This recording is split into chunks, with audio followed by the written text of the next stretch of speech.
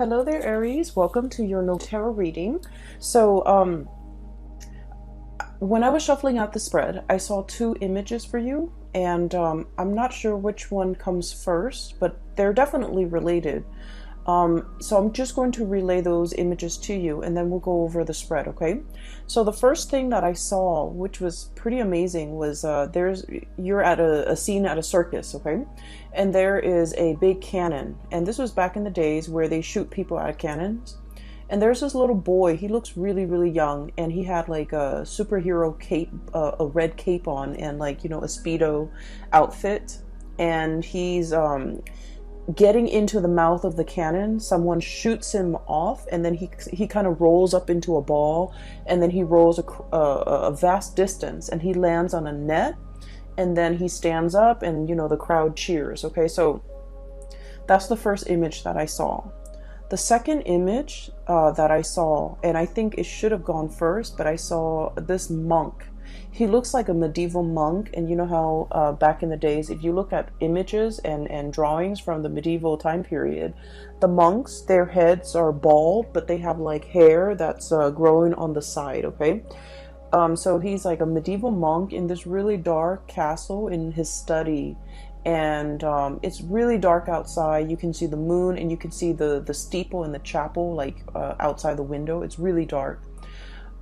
He's reading, poring over many, many, many books by candlelight. And when I saw this image, I immediately think about, the scribes, okay? The scribes, the people, the monks are the first ones that are literate, especially in medieval time. Not a lot of people have access to education. So they're the ones that keep ledgers. They're the ones that are really incredibly educated. They know letters. They write down like, they keep inventory, keep ledgers, but they also write down like the daily activities as to what happened today. And they're pretty much the first people that keep like a written history of things that have unfolded. Okay, so I feel like this guy, he's in his study by candlelight, obsessively poring over, looking through, researching, and trying to find something. Okay, so he was like very, very adamant about trying to find something. So those are the two images that I saw.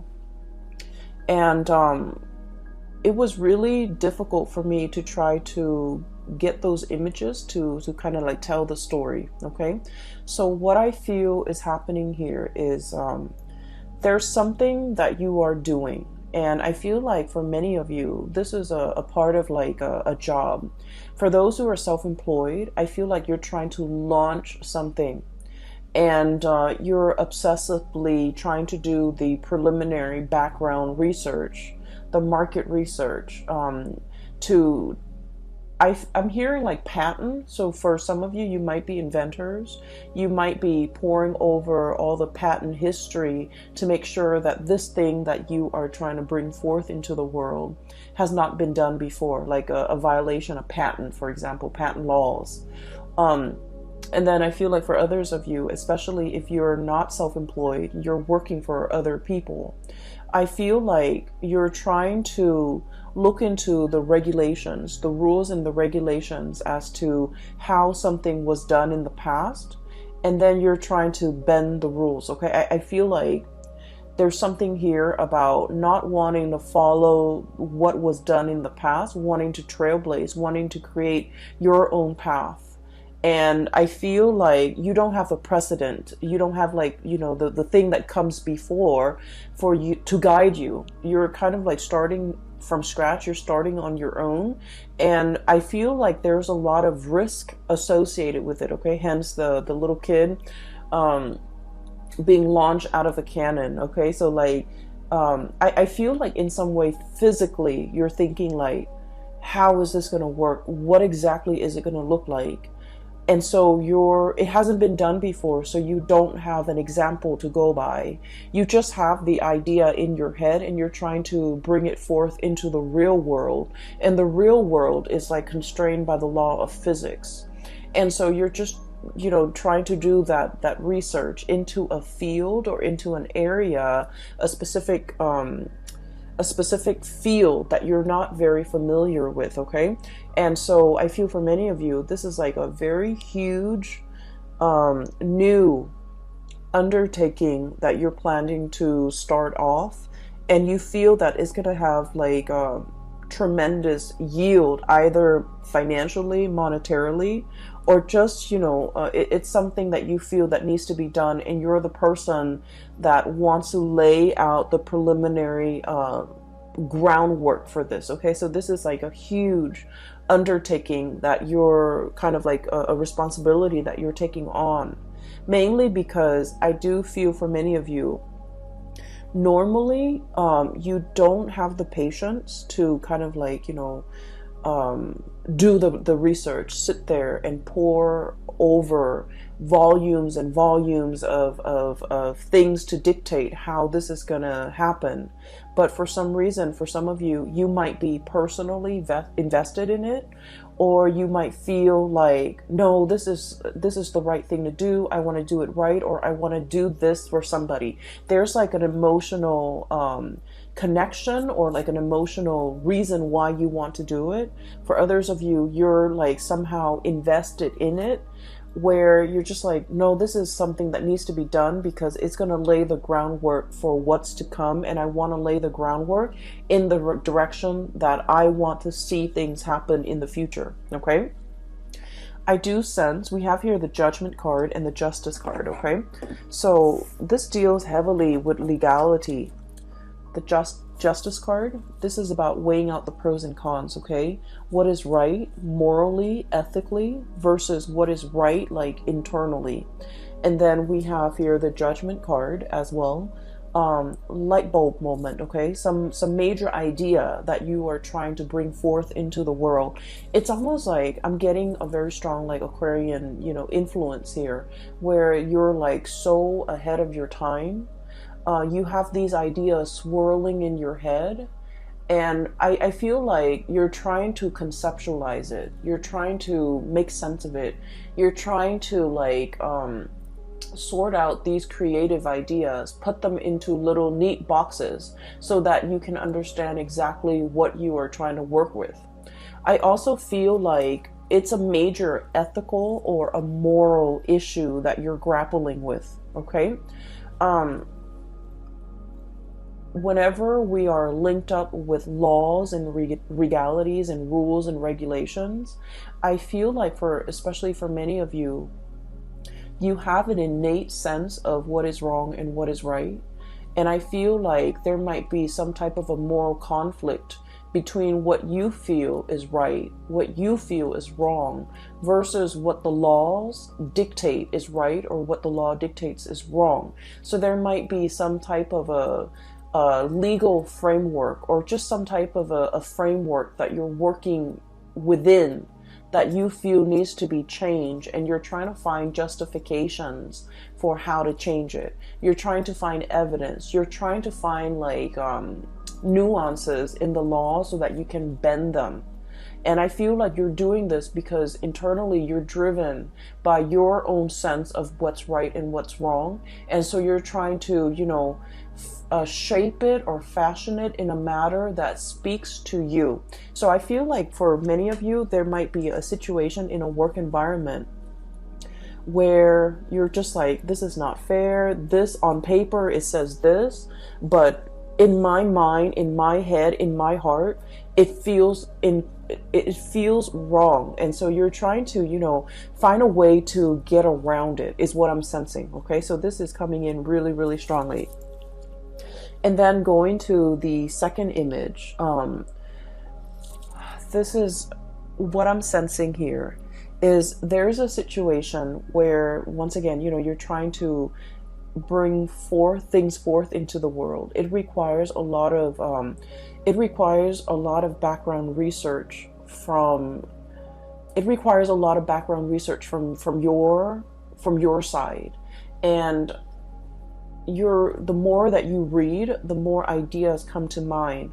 But I feel like there isn't like a running thread to string all of these ideas together.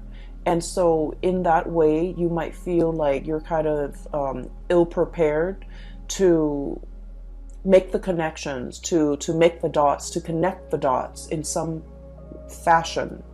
And you also feel like you might need to speak to a specialist. You might need some type of an expert in their field in order to help you, in order to conceptualize, not only conceptualize, but like to draw out how it's going to be implemented or how it's going to be made in the real world. Okay, and I feel like there's somebody coming in, someone who's an expert in their field. We have here the Queen of Swords. I usually think of this as someone who is super rational, okay? They work with rules, they work with laws, they work in the legal profession, and they are also, their mind is really, really fast when it comes to making connections, connecting the dots between one disparate idea and connecting it to another. So I feel like if you're kind of like fumbling around in the dark and you're just like, I need help, I really don't quite understand how to make sense of everything that's in front of me. The more research I do, the more I read up on something, the more confused I get, or the more ideas that come out of it, and I just feel scattered and I feel all over the place. I feel like you have an expert coming in that is going to be able to help you through this process, that's going to be able to make sense of it for you. For some of you, I do feel like, you know, it's just like there are too many things, too many interests, too many hobbies, too many ideas you want to get off the ground, and you don't even know what to do first. So I do feel in a way that the solid groundwork has not been laid, and you're still in that process of doing that. So I just want to say as well, you know, there is a Mercury retrograde that's going to permeate the entire month of November. It starts on the 31st of October, and we're going to be in the Mercury retrograde period for about 3 weeks of November, and the last week is pretty much the shadow period. So this is a time to really lay that foundation, lay that groundwork, do the preliminary research, make sure there's no holes in your theories, and make sure that everything is done. And I keep hearing like conceptualize. Make sure that you have a very, very, very solid foundation laid out before you start doing anything. And the time for you to start doing anything should be outside of this Mercury retrograde cycle. So I would say the month of December looks really, really right, especially if we are in the time of Sagittarius, which is a fellow fire sign. You know, when the sun is in Sagittarius, it's going to make a trine to your sign, Aries, and it's going to it's more conducive for, you know, bringing you recognition, bringing you into the limelight, and making sure that your plans and ideas and whatever you're trying to implement is foolproof, because you're going to get a lot of visibility. And so I feel like the month of November is not really the time to draw attention to yourself because of the Mercury retrograde period. It is time for you to kind of lay low, pour things over, understand things, read up on things, do the preliminary research, have all those ideas floating around. You don't need to string them into any type of a coherent thought. You just need to, you know, take them into account, but don't implement anything until the month of December. So I hope that makes sense, because if things are not laid out well and thought about well, and, you know, I want to say, if they're not done well, by the month of December, when the limelight is on you, or when the spotlight is on you, that's when, you know, all the holes in your theories will start to show. Okay, I'm seeing that it's like light streaming through it's almost like a window with curtains, and then light streaming through. If there are holes in the curtains, you're going to start to see those holes cast a shadow, and you're going to start to see the light. So I feel like this is not a time for you to get that limelight. It's going to come in the month of December. Okay, so enough about that. I do want to move on to the cards, because there's something coming through here. First of all, we have here the Eight of Wands and the Eight of Swords, and both of these falling on top of each other. So the Eight of Wands, this is massive amounts of communication. And the Eight of Swords is a situation where we keep ourselves stuck, we keep ourselves bound, and we feel like we don't have all the information that we need in order to move forward, in order to make a decision. So what I feel is happening here is there's a major idea that you have, okay? I feel for many of you, you might be like consultants, you might be experts in your field. You are kind of like that, you're kind of like that voice of ingenuity, that voice, it seems to me like your judgment, guiding light, okay? You're providing a lot of swift, short, concise communication to bring people out of a state of confusion, okay? You guys are very like no nonsense, no holds bar. Whatever comes to mind, you say it. Like you rarely have a filter. And I feel like because of this carefree, a lot of people might think it's reckless, but what I feel is it's a childlike innocence. It's sort of like, let's just do it first and then read the instructions later. Okay, let's just rely on our intuition to assemble this thing without having to read the instructions, because we all know, you know, intuitively where things are supposed to go. And you have that kind of like blind faith where you're able to like get things done, push people along, move people along. And I'm sensing, you know, start things off the ground, get things off the ground, get things running, inspiring people, and making, like, not letting people make excuses for why they're not getting things done. So I feel like you're kind of like the voice of, not so much the voice of reason, but like that light in a tunnel to help guide people along, because you're very, very bold and brave and you venture into unknown territories.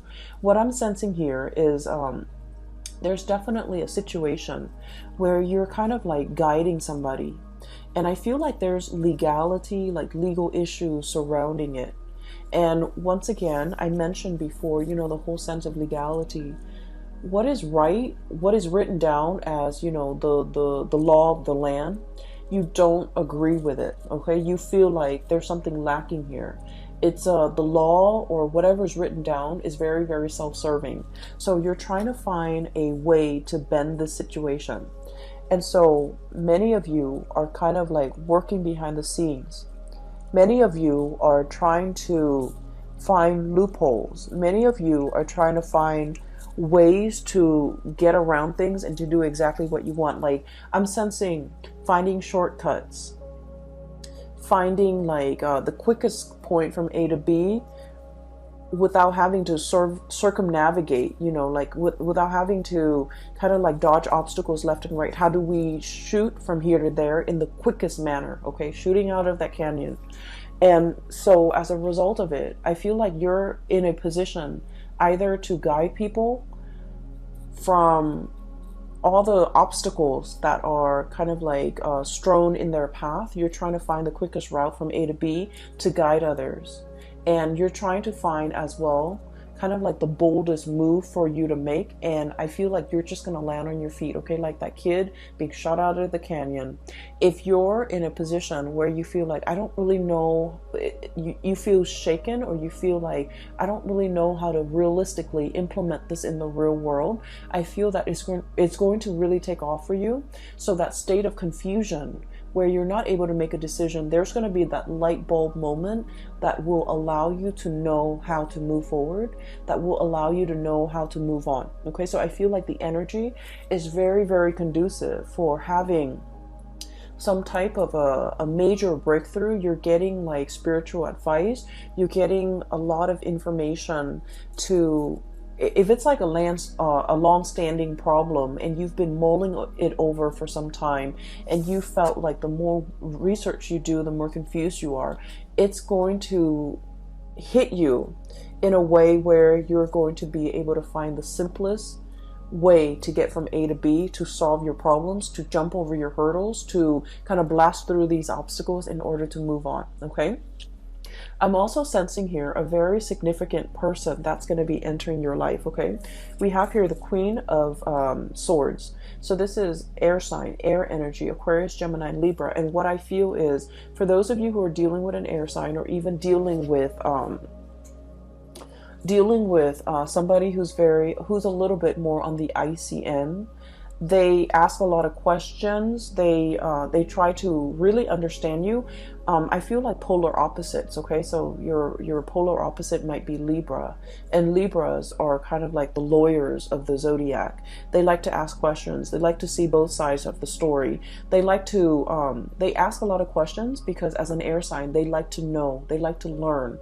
They like to understand things from with like they like to have like a holistic view of a situation before they form their opinion or make up their mind. And so if you're dealing with someone like that, it doesn't have to be an air sign. It's just they exhibit the energy of someone who asks a lot of questions and they want to understand. You're going to feel a little bit like you're under scrutiny, like you're under a microscope.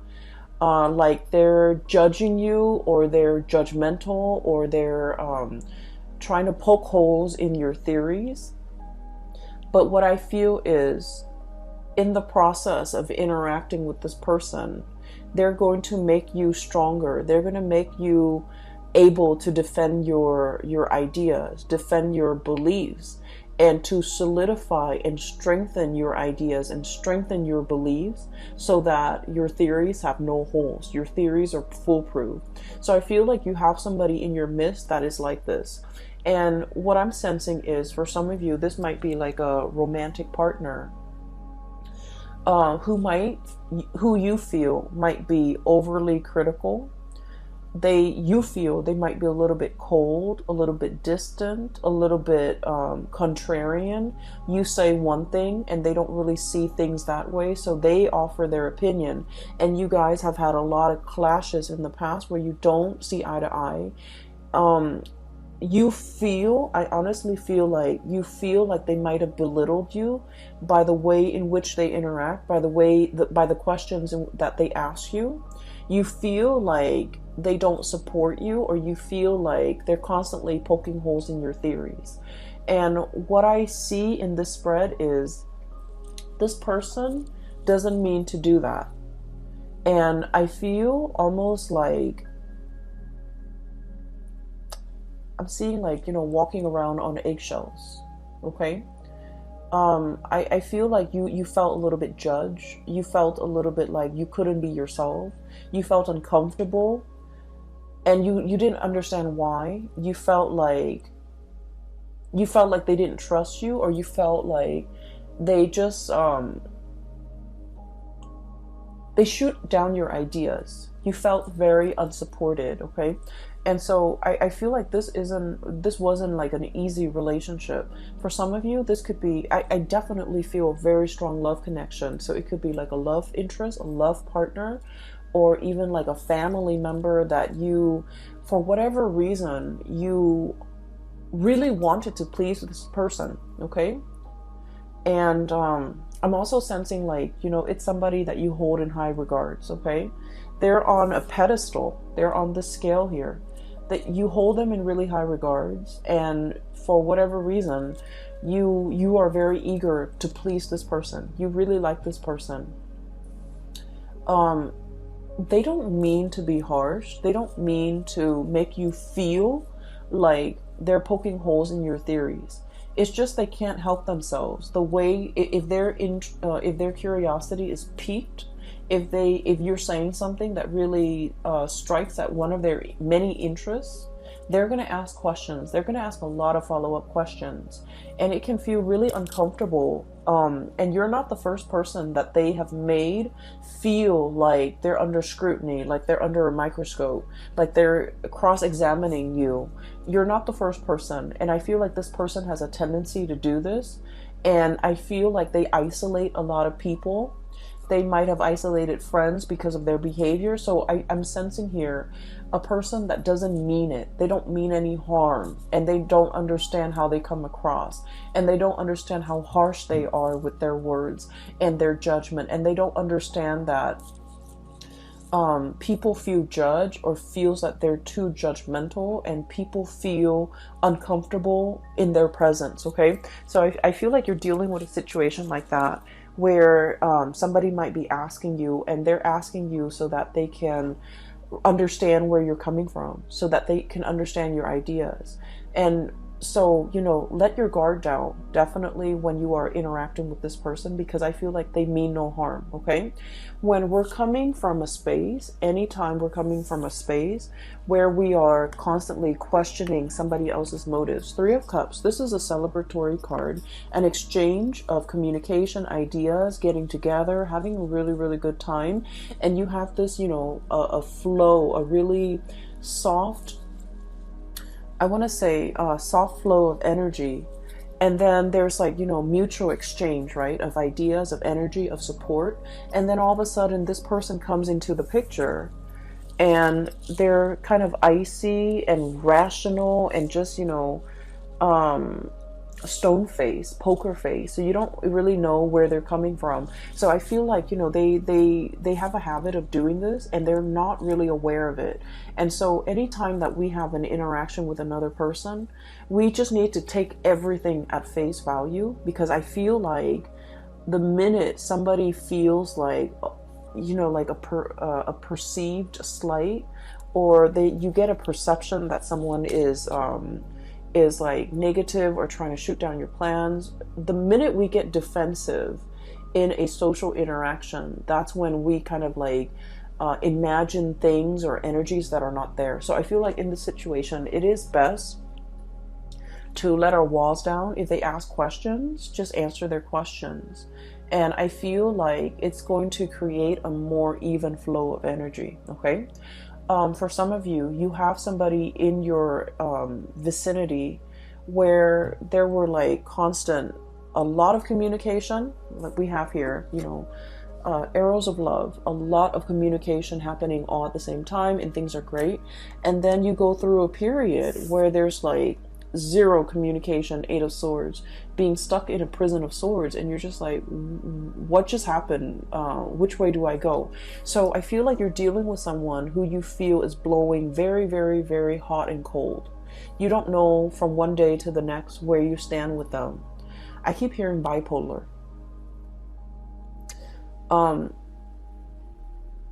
And I'm also hearing as well somebody who's very stuck in their head, and they might have like a gazillion things or a gazillion ideas that they're working on. So they're jumping from the realm of the mind. They're constantly thinking about other things, okay? So it's not that they don't have time for you, or it's not that, you know, they're... I feel like they're very, very busy, and I know that sounds terrible. There's no excuse. You know, if you really want to make something happen, if you really want to reach out, if you want to prioritize a communication or a specific person in your life, being busy is no excuse. We find time for things and for people that matter. But I feel like there's like periods of like a lot of heavy communication with this person, and then you go through a drought, and then they come back, and then there's a lot of heavy communication. And you're just never sure where you stand with this person. And you're frustrated. And I feel like you're thinking about the worst. You're thinking about like worst case scenario. They're probably talking to other people. They have a lot of other options. They have a lot of other people in their mind. And I feel for many of you, you might retaliate by, you know, going out a lot, you know, trying to meet other people. And so when you're going through that period of drought and there's no communication from the other person, you are waiting on the communication. But at the same time, you're just like, you know, I do see like a retaliation where if there's no communication, you draw your attention elsewhere. And so I just feel like the other person has a lot of things on their plate. And once again, I'm not saying like it's an excuse, but I do feel like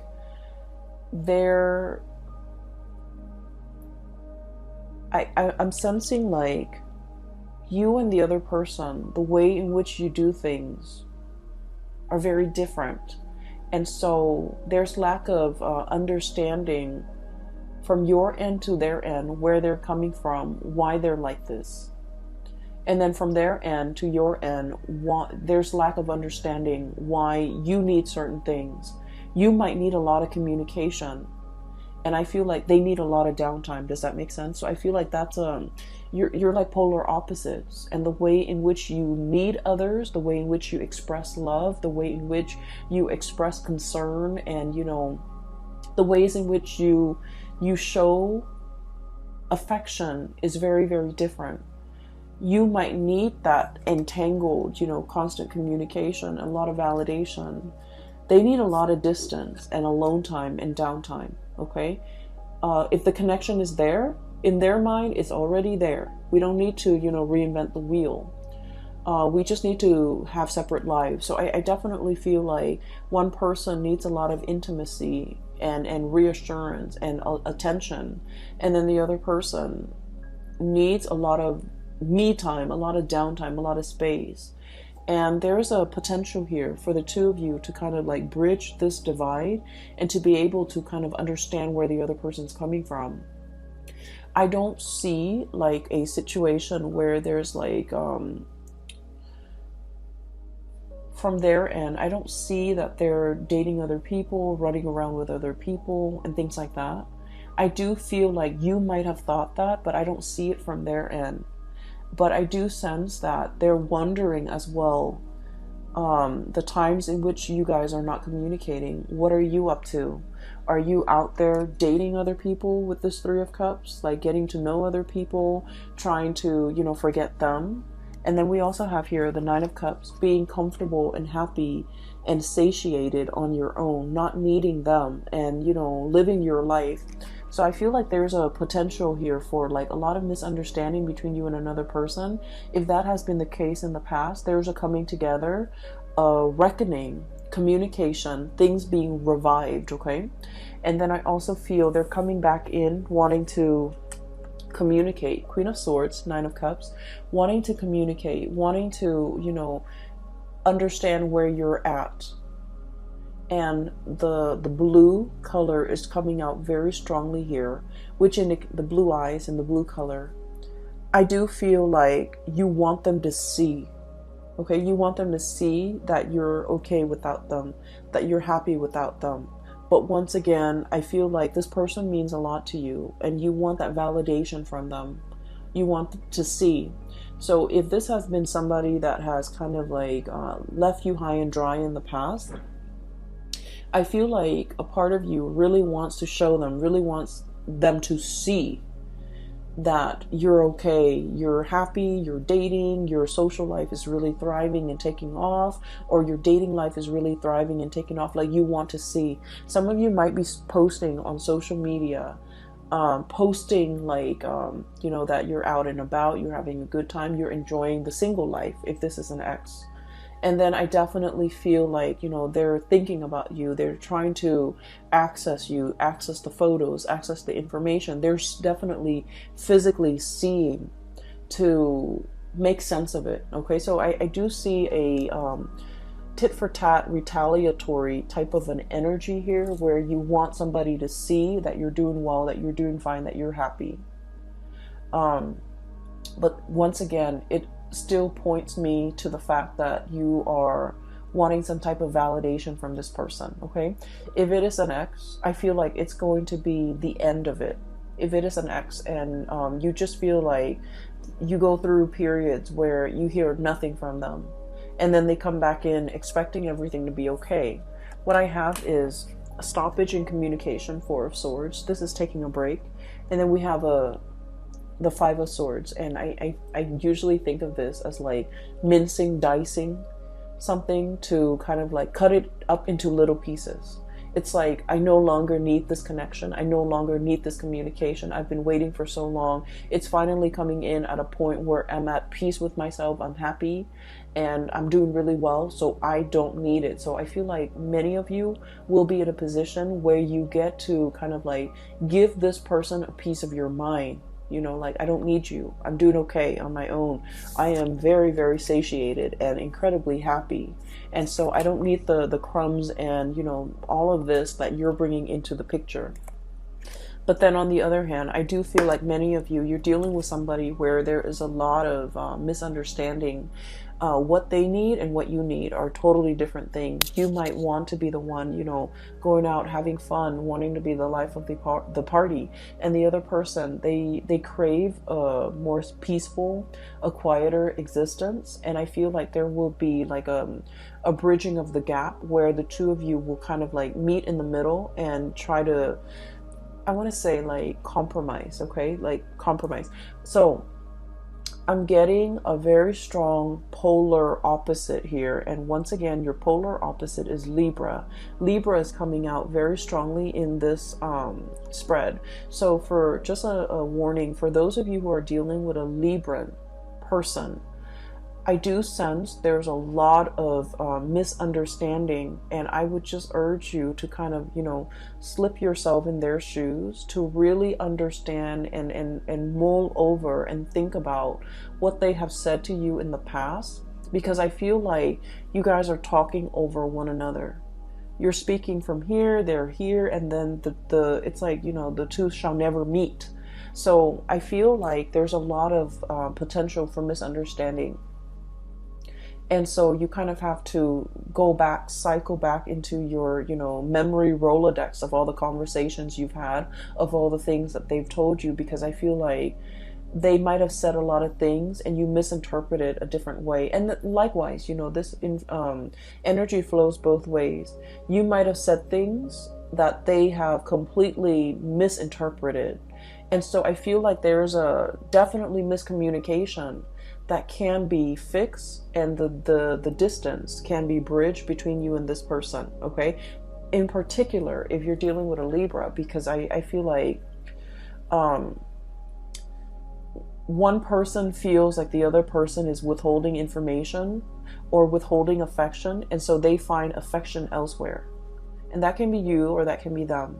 But I feel the energy of one person wanting to retaliate because the other person, they feel the other person is withdrawing. And so they, you know, find affection elsewhere, find attention elsewhere, seeks attention elsewhere. And then I also feel like when one person wants to be, you know, wants to cuddle, wants to be intimate, the other person is like tired. And so your timing is really off. Your communication is really off between the two of you. And I feel like, you know, that's a situation that can be easily fixed with just the right communication, with just, you know, letting the barriers fall down and approaching one another with like an open mind. Okay? So I just feel like there are a lot of issues here that can be hashed out, that can be revisited for resolution, for reconciliation, okay? I definitely feel reconciliation between you and a person that you feel might not have time for you. They might have had like very inconsistent communication. So I feel like that's coming in. But either way, I do feel there is a really strong love connection here where you are dealing with a polar opposite. And I do sense as well, there might have been a lot of difficulties in the past when it comes to resources, sharing resources. Resources might have been very scarce, but the two of you have finally kind of like bridged that gap. Two people are really, really doing well, and they're pulling together their resources. 7 of Pentacles here, okay? Waiting for that harvest. But this is like a long standing process, nurturing something, watching it grow over many, many months, okay? Over a long period of time, many years for some of you. So I feel like things are looking really good, especially if you have a partner and you both share resources and things have been hard in the past. There's going to be a major, major uplift, escalation, and resolution when it comes to financial resources, all right? So Aries, I'm going to leave it at that. All right, I wish you all a very wonderful November 2019. And if you are interested in a personal reading, I do have a link in the description box below for a colleague of mine. Her name is Bridget. She is phenomenal. I highly recommend that you get a reading with her. The link is in the description box below. And also, if you're interested in this deck, The local artist has reached out to me and she told me, you know, to include a link to her website where you can purchase this deck as well as all the other artwork that she has available for sale. The link is also in the description box below, okay? I wish you all the best and I will be back for the month of December and I'll talk to you guys soon. Take care.